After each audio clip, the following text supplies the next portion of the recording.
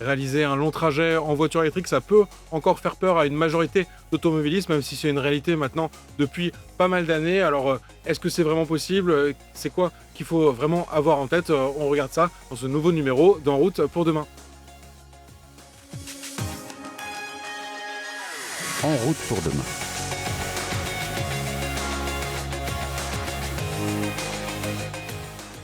Depuis plusieurs années, on assiste à une véritable course à l'autonomie entre les constructeurs et une autonomie qui progresse d'année en année. Un dernier exemple en date, le BMW iX3 qui dépasse un cap symbolique avec 800 km d'autonomie annoncée. Alors, est-ce que réaliser des longs trajets en électrique, c'est mission impossible ou finalement, est-ce qu'on est face à un blocage plutôt psychologique? J'en parle aujourd'hui en plateau avec mes invités. Donc tout d'abord, Audrey Amar, vous êtes directrice produit chez DS Automobile. Oui, bonjour.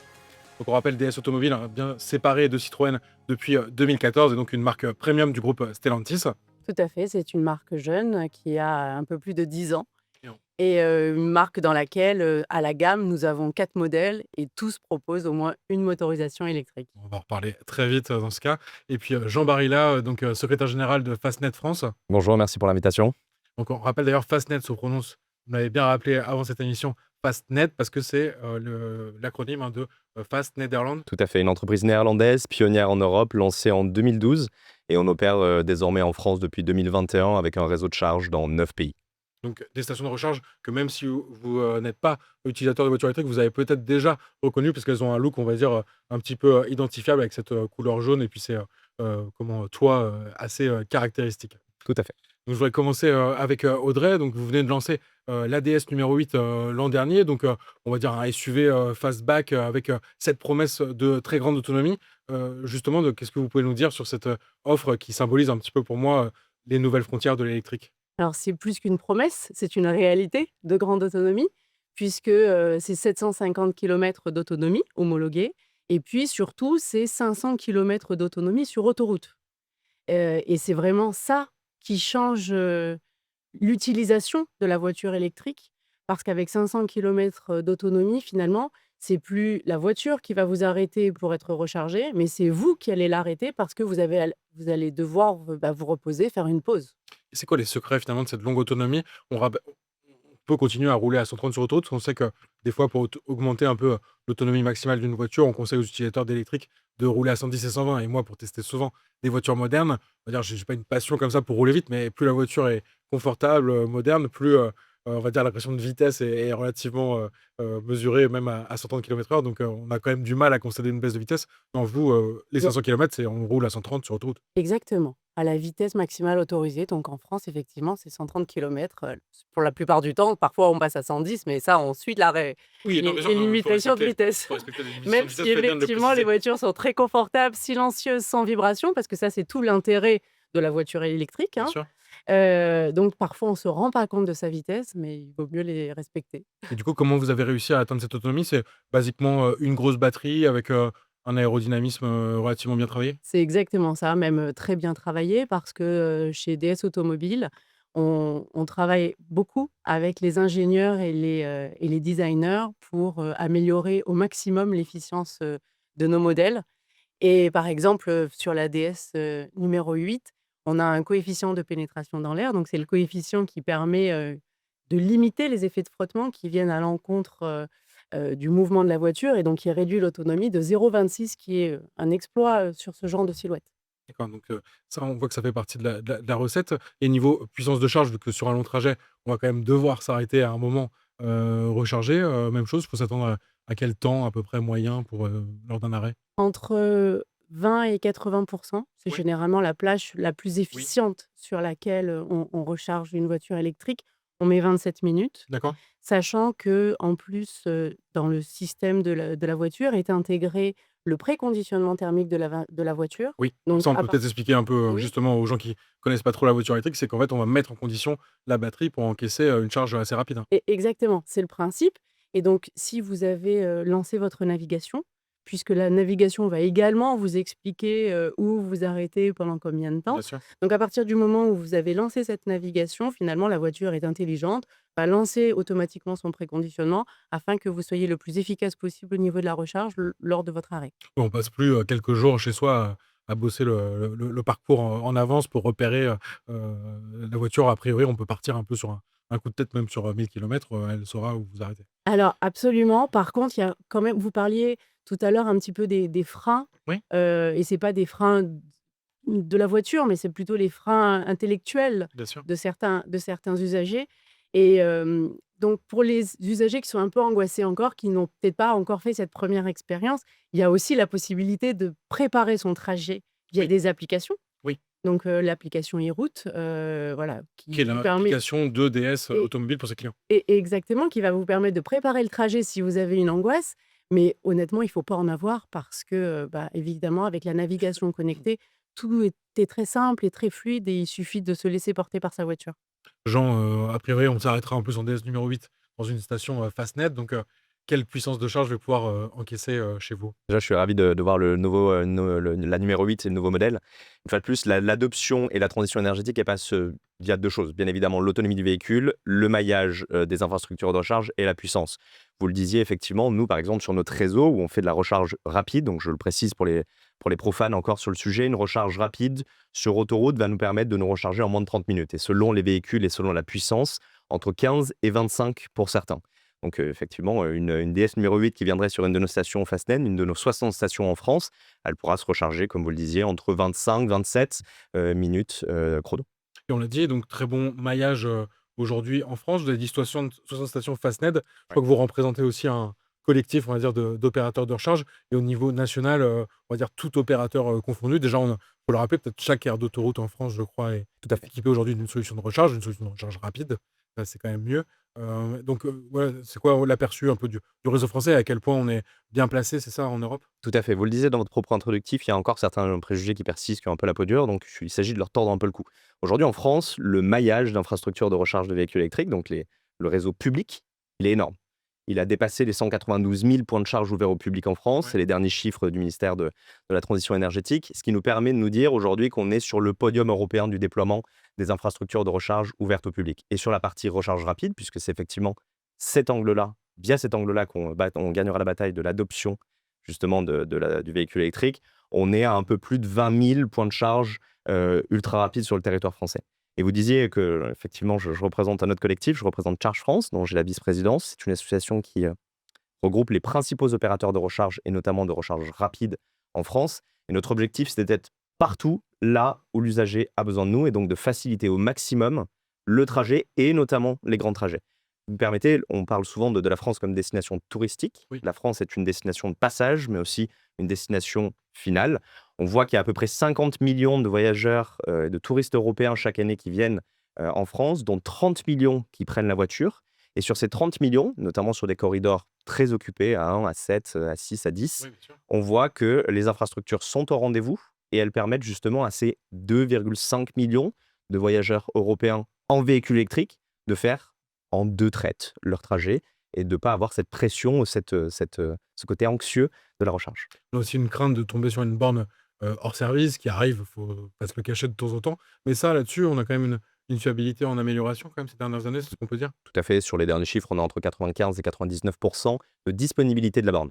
C'est-à-dire que, notamment sur le réseau autoroutier, français, dès lors que vous arrivez, dans 99, ouais, allez, entre 95 et 99 du temps, vous n'aurez aucun problème pour lancer la session, recharger votre véhicule et quitter la station. Audrey, chez DS, je me demandais justement, je sais que là, vous allez lancer prochainement le successeur d'un SUV, qui a été quand même, votre best-seller ces dernières années, donc pour ne pas le nommer, le DS7, qui devient DS numéro 7, hein, pour reprendre la nouvelle nomenclature, avec une transition qui, moi, me semble très intéressante à suivre. C'est-à-dire que vous aviez un véhicule qui s'achetait en diesel, en hybride rechargeable. Là, vous arrêtez le diesel, vous arrêtez l'hybride rechargeable et vous le proposez quasiment uniquement en 100 électrique. On rappellera qu'il y a une offre aussi, hybride alternative, mais il y a quand même, de mémoire 2 ou 3 motorisations proposées en 100 électrique. Vous sentez justement que un client qui a été en hybride rechargeable, il est prêt aujourd'hui, peut-être en 2026, à 100 électrique? Le fond de ma question, c'est plus, est-ce que c'était le bon moment pour vous de passer ce modèle, au 100 électrique? À mon sens, bah, pour la marque DS, c'était le meilleur moment finalement. Le meilleur moment pourquoi? Parce qu'on en parlait à l'instant, les réseaux se déploient et effectivement, il y a de moins en moins de problèmes pour trouver des bornes électriques de recharge. Parce qu'il y a également des incitations notamment auprès des clientèles flottes, puisqu'il y a des incitations qui sont là pour booster les ventes des voitures électriques.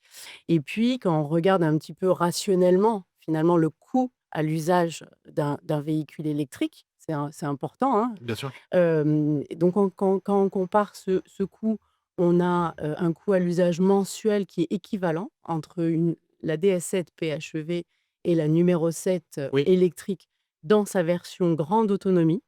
Et par contre, si vous prenez une numéro 7 électrique dans sa version standard, oui. on est même moins cher de 40 € par mois. Ouais, c'est intéressant ça. Donc c'est le bon moment pour passer à l'électrique. Et puis il y a une actualité mondiale qui nous montre également que, c'est le bon moment pour C'est sûr qu'on passer est à en ce moment l'électrique. plutôt content de se brancher plutôt que de Que passer à faire la la pompe. queue aux stations-service. Aussi, voilà, c'est vrai que c'est pas une expérience qu'on a trop envie de vivre et puis c'est sûr que c'est un facteur pour se convaincre de passer à l'électrique.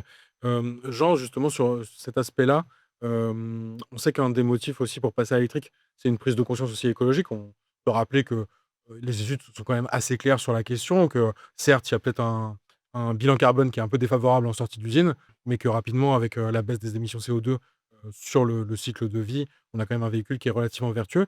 Hem Ce que je me disais, c'est qu'on a aussi envie de remplir son véhicule avec une électricité, si possible, verte. C'est le cas chez Fastned? Tout à fait, on a une chance en France, c'est d'avoir un mix énergétique plutôt très décarboné, souverain et peu cher. Sur le chemin en venant jusqu'à vous, je suis tombé sur une pub de EDF qui disait: «Produire l'électricité dont la France a besoin». C'est exactement ça. En France, on produit une électricité qui est bonne, qui est peu chère. Justement, c'est à nous maintenant d'adopter de manière majeure effectivement, l'électrification des usages. On commence à le voir, les débats, se posent, tout doucement. On le disait aussi en préambule, il s'agit aussi de se dissocier de cette dépendance qu'on a au pétrole. Chaque année, on importe tout de même juste 30 milliards juste pour faire circuler nos véhicules. Donc il s'agit aujourd'hui de se dire, d'une, que c'est bon pour la planète de rouler en électrique, de deux, que c'est souverain d'un point de vue énergétique et industriel, et troisième point, c'est bon pour le pouvoir d'achat. C'est bon pour le portefeuille des Français. On le voit effectivement, il y a un gain de pouvoir d'achat au bout d'à peu près 2 ans, dès lors on a fait le pas on a passé le pas vers l'électrique. Justement, sur ces longs trajets, on sait que c'est pas forcément le prix le plus intéressant de l'électrique, mais encore une fois, on est sur une aire d'autoroute, donc on va avoir la même problématique que sur une, station, classique, d'autoroute, je veux dire avec des carburants et donc un loyer, enfin des conditions qui vont faire que le prix des carburants va être plus cher. Sur l'électrique, il y a pas de miracle qui sera aussi plus cher. Si je m'arrête, pardon, sur, une station Fastned sur autoroute, il faut que je m'attende à peu près à quel tarif du kilowattheure? On est à 0,61 centimes du kilowattheure sur toutes nos stations.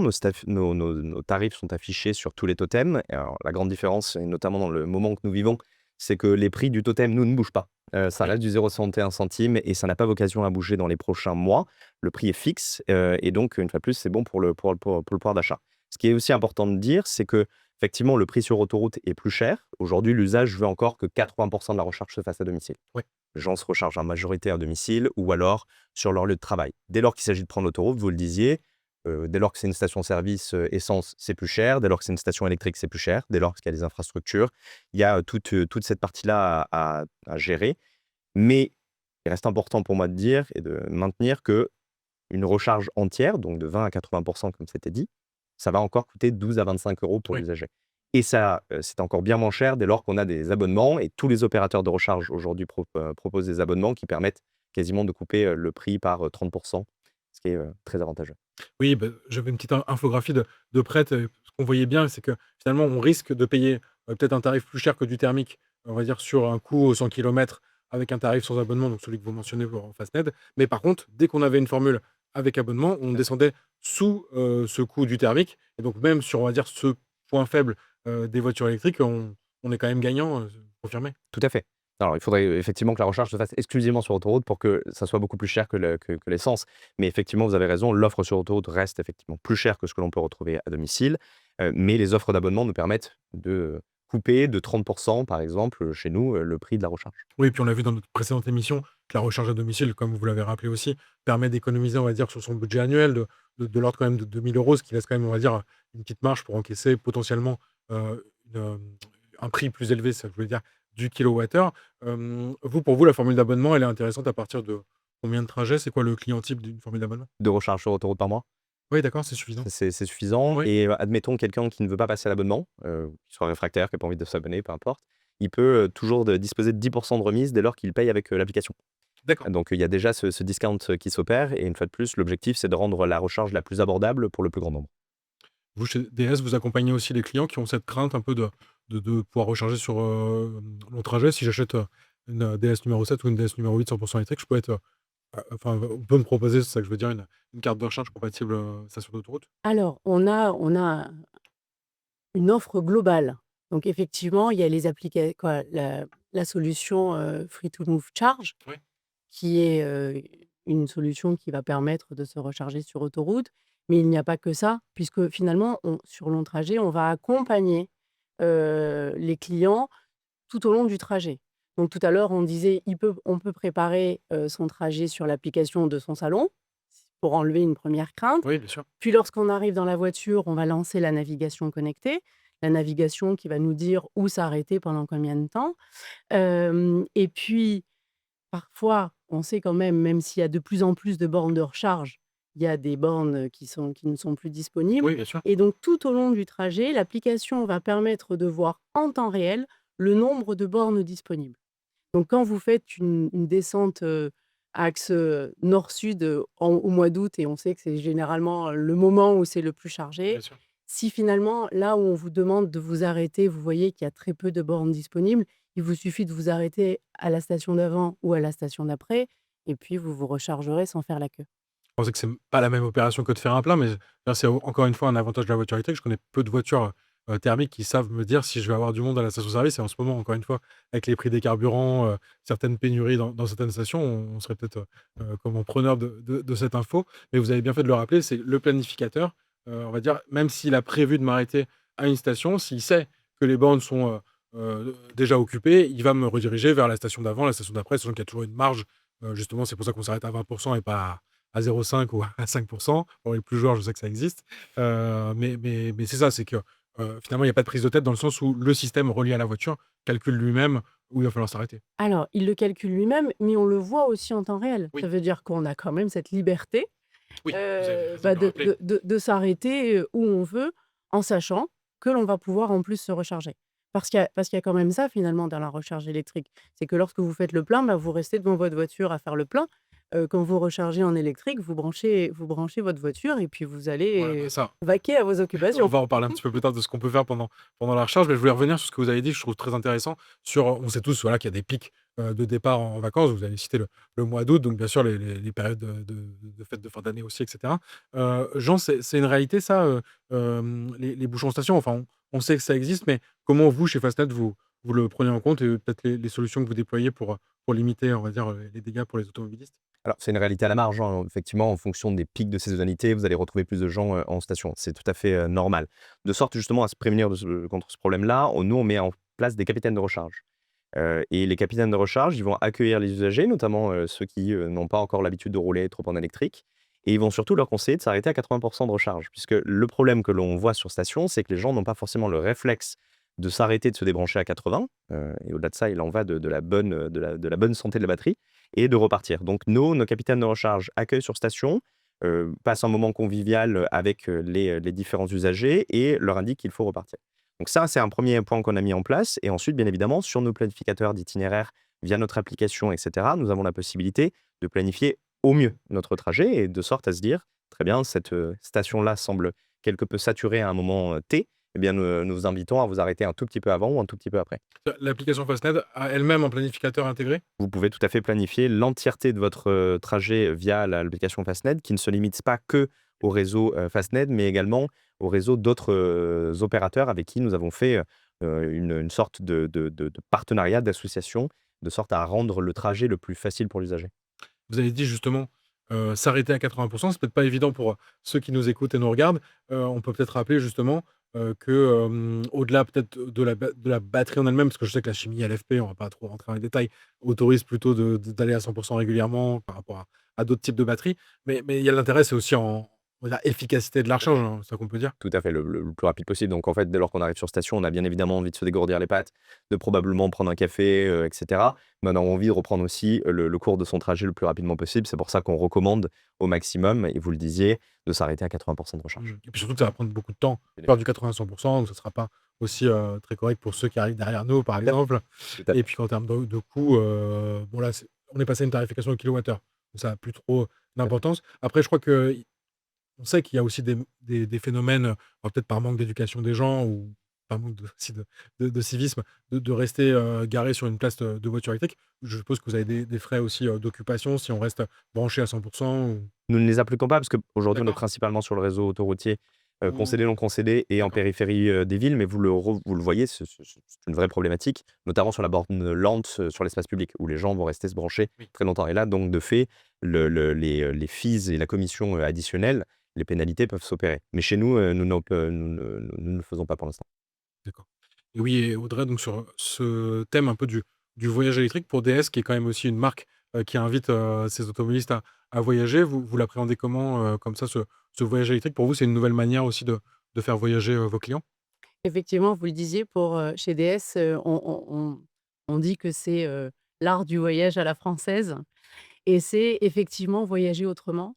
Déjà parce que c'est un voyage qui est plus confortable. Oui, Une voiture électrique, c'est une voiture qui est silencieuse, c'est une voiture qui est moins vibrante et particulièrement quand on roule en DS parce que, le confort est l'un des piliers, de la marque DS, hein, avec la technologie et le raffinement et on l'a même, mesuré et quantifié scientifiquement. C'est-à-dire qu'on a fait des voyages avec la numéro 8 et d'autres modèles concurrents et on est arrivé, en mesurant les données physiologiques, des passagers, de démontrer que, au bout d'un trajet 300-400 kilomètres, on arrive, à la fin de son voyage en étant moins fatigué qu'avec une voiture traditionnelle. et sur l'expérience purement de la recharge, je crois que DS met en place, hein, ce qu'on appelle le plug and charge, donc pour éviter déjà d'utiliser un anglicisme, je peux vous expliquer rapidement, mais c'est le simple fait, en fait, d'arriver dans une station, de se brancher et en fait, la borne reconnaît la voiture. Donc ça, on peut dire que ça a été introduit, par Tesla, avec ses superchargeurs et que depuis, bah, les marques, aussi en bon partenariat avec, les opérateurs de recharge, le permettent. Donc c'est ça qu'on peut dire, c'est possible aujourd'hui. C'est Chez DS, j'arrive, je me branche, la voiture, enfin tout se passe un peu, tout seul. Bon, je vais bien sûr être facturé, il y a pas de miracle. Alors et vous allez effectivement être facturé, il aura fallu donc mettre votre carte bancaire avant dans Faut l'application, le préciser quand même. voilà.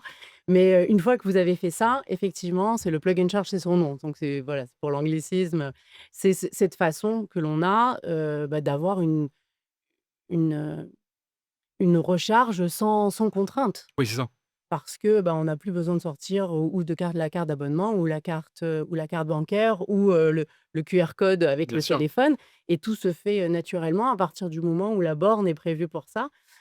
Donc toutes les bornes ne le sont pas encore, mais on compte sur vous pour le développer rapidement parce que là, effectivement, tout se fait très naturellement. Vous arrivez, la voiture discute directement avec la borne de recharge, vous branchez et vous allez boire votre café.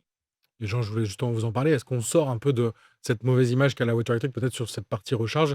Il faut avoir 5 badges différents, sinon on risque d'être coincé à la borne. Je crois, est-ce qu'on peut aussi, une attente des clients depuis maintenant pas mal d'années, espérer pouvoir payer avec sa carte bancaire? C'est pas toujours gagné. Là-dessus, vous êtes plutôt rassurant chez Fastned? Absolument. Pour favoriser l'adoption du véhicule électrique, on sait très bien que c'est la simplicité, l'efficacité et la rapidité de l'expérience de recharge qui va être important. Vous arrivez sur n'importe quelle de nos stations, et j'aurais tendance à dire même l'écrasante majorité des stations au sein de l'industrie, et vous allez pouvoir tout simplement payer avec votre carte bancaire. Une fois de plus, d'ailleurs, c'est une réglementation européenne qui nous y contraint, et c'est une très bonne chose. Ça facilite le parcours client, et c'est disponible sur l'entièreté du réseau. Une réglementation européenne qui, je crois, est relativement récente. Donc, c'est pour ça que je me permets ce petit rappel, parce qu'on sait qu'on a eu des années de Tout se à fait. retrouver devant une borne de recharge et de dire, bah mince, j'ai que ma carte bancaire, c'est dommage de ne pas pouvoir payer avec. Là, c'est l'histoire ancienne, on peut dire. Tout à fait. Pour parler juste de Fastned, vous arrivez, vous avez le prix sur Totem, donc vous savez pertinemment ce que vous allez payer. Oui. Vous avez la possibilité, une fois de plus, de préparer votre trajet, etc., via l'application. Vous arrivez, si vous souhaitez payer avec l'application, vous payez avec l'application et vous disposez de 10% de remise. Et sinon, vous payez avec votre carte bancaire. Chez Fastned, on a une puissance de recharge unique où il y a un tarif qui peut s'adapter. Le tarif ne s'adapte pas, c'est effectivement du prix au kilowattheure, mais on va dire que la plupart de nos rechargeurs sont entre 300, 350, 400 kWh. Et on fait une expérimentation actuelle aux Pays-Bas avec quelques pilotes sur des chargeurs à 1000 kW. 1000 kilowatts, ouais. Tout à fait. Et donc, on étudie le déploiement, mais on le fait de manière sensée et rigoureuse. Donc, on est toujours dans cette phase pilote aux Pays-Bas. D'accord. Donc c'est pas votre cas chez Fastned, mais il me semble avoir déjà vu des totems, un peu façon, station-service carburant justement avec différentes puissances de charge, Ouais. différents tarifs. Bon, la blague, c'est qu'aujourd'hui les tarifs étaient identiques du 22 kW, 100, voire plus, chez Engie, je crois de mémoire. Hem, Comme vous faites partie encore une fois de ce regroupement d'opérateurs, votre sentiment là-dessus, c'est qu'on pourrait quand même, à terme avoir, un peu façon, samplon 95, et gazole, différents prix selon la puissance de charge. C'est déjà un peu le cas d'ailleurs dans l'offre de recharge globale. Normalement, plus on recharge rapidement, plus on paye cher. Tout à fait. Nous, l'objectif, c'est de continuer à pousser une offre la plus rapide possible. Donc, pour répondre à votre question, on va sans cesse vouloir aller vers la technologie la plus rapide pour l'usager. Et on compte bien évidemment sur l'évolution de l'autonomie et de la technologie des véhicules, justement pour faciliter cette recharge. Le rêve, c'est de passer en dessous de la barre des 10 minutes de recharge, et je pense que c'est ce à quoi on aspire. Donc, Oui. notre objectif, c'est de suivre ce credo-là, à la fois sur la rapidité, sur l'efficacité de nos chargeurs et de nos stations, et bien évidemment sur la simplicité de l'usage. Audrey, comme on approche un peu de la fin de l'émission, j'aimerais quand même que vous nous disiez, est-ce que on atteint un peu un plafond en termes d'autonomie et recharge, ou pour vous, il y a encore peut-être des possibilités d'aller chercher un petit peu plus, en tout cas sur de futurs modèles, bien sûr chez DS? On peut toujours faire plus. Après, il faut aussi voir les usages des clients et c'est aussi ce que l'on a fait. C'est-à-dire qu'on a analysé, vous savez, à l'intérieur de nos véhicules, on a des boîtiers connectés Oui. ce n'est pas des études individuelles, je vous Oui, on peut, rassure, hein. bah, c'est anonymisé, Et c'est ça, c'est voilà, vraiment pour, c'est anonyme, et ça nous a permis de voir nos clients actuels qui roulent en DS7, quels sont leurs trajets oui, finalement. Et on s'est rendu compte qu'avec, heu, 25 de nos clients ne font n'auront jamais besoin de faire aucune recharge sur autoroute quand on regarde la distance maximale parcourue en une journée. Et 3/4 de nos clients n'auront besoin de faire qu'un seul arrêt. c'est Et rassurant quand même pour le c'est c'est business des opérateurs c'est de recharge. c'est rassurant pour eux, mais c'est aussi, pourquoi toujours plus? Oui, C'est intéressant aussi de se reconcentrer sur les besoins réels et pas uniquement les besoins imaginés, voire imaginaires. bien sûr. Hem Et donc plutôt que de faire plus, faisons mieux. Peut-être que les autonomies, ne vont pas beaucoup progresser encore, puisque de toute façon, on a quand même besoin de s'arrêter, hein, sur l'autoroute quand on Bien fait sûr. des grands trajets. Oui, C'est la aussi. sécurité qui est en Ça, il jeu. faut le rappeler aussi, ouais. Par contre, effectivement, les vitesses de recharge, ça va être quelque chose qui est important et plus on chargera vite, moins il y aura de freins au passage à l'électrique. Et puis vous l'avez dit, un peu cette équation, on va dire entre, bah, bien sûr, on pourrait mettre une batterie, juste gigantesque dans le véhicule, mais après on serait plus lourd, donc ça pose d'autres problèmes. Le prix, bien sûr. On rappelle d'ailleurs que DS, vous êtes forcément une marque premium et que c'est plutôt les marques premium qui aujourd'hui proposent des autonomies, assez importantes. Peut-être des marques qui ont un positionnement prix, on va dire, un peu plus abordable, vont adopter une position où ils vont proposer une batterie, on va dire, de taille un peu moins importante, mais qui, pourra se charger, d'autant plus vite. Et puis pour rester sur cet, avenir un peu proche, peut-être chez Fastned, je sais que vous êtes en train de construire une station aussi, entièrement dédiée à l'électrique. Donc on a parlé un peu de ce qu'on fait, quand on s'arrête pour une pause recharge. Là, l'idée, c'est d'avoir comme ça un espace, prévu, vraiment pour ces utilisateurs électriques? Tout à fait. À Saint-Yves, donc en Bretagne, on va inaugurer cette année, les travaux sont en cours, la première station 100 électrique, sur le réseau, non concédé, français. Et donc, on aura une partie, boutique où les gens pourront venir se restaurer, également, profiter de tous les âges possibles, et une, station pensée de manière confortable pour accueillir à la fois les familles sur leur trajet, pendant les vacances et cetera, et vraiment une station 100 élec. Et vraiment pour finir, vous avez mentionné donc des recherches un peu sur du 1000 kilowatts. On est sur une clientèle, on va dire d'automobilistes particuliers, ou les poids lourds? On parle beaucoup aussi du développement des poids lourds électriques, c'est quelque chose que vous visez chez Fastned? Tout à fait, on veut accompagner au maximum tous les usages différents, que ce soit celui du particulier, que ce soit celui, des flottes, professionnelles et commerciales. Et là, il y a un énorme enjeu, et bien entendu, la transition du poids lourd, électrique. On sait qu'il y a énormément à faire, donc l'objectif, c'est d'accompagner au maximum l'industrie et la filière pour le verdissement, de leur flotte. Enfin, donc la course au mégawatt, est enclenchée, et puis, bah, avec ces puissances de charge qui arrivent, je pense qu'on pourra recharger ces futurs DS à la vitesse de l'éclair sans trop, un mauvais jeu de mots. Bah, merci beaucoup, de m'avoir accompagné sur, cette émission. Donc Audrey Hamard, je rappelle que vous êtes, directrice produit, chez DS, Automobile. Et puis, Jean, donc, Jean Barilla, secrétaire général chez Fastned. Donc c'est la fin de cette émission d'En route pour demain. J'espère qu'on vous a quand même un peu rassuré sur cette perspective des longs trajets électriques. Merci beaucoup de nous avoir suivis. Je vous rappelle qu'on est diffusé donc sur la chaîne Tech & Co sur les box. Et on peut également nous retrouver en replay sur le site internet de BFM Business, sur la chaîne YouTube BFM Tech et puis sur les plateformes de podcast RMC BFM. Merci beaucoup, à bientôt.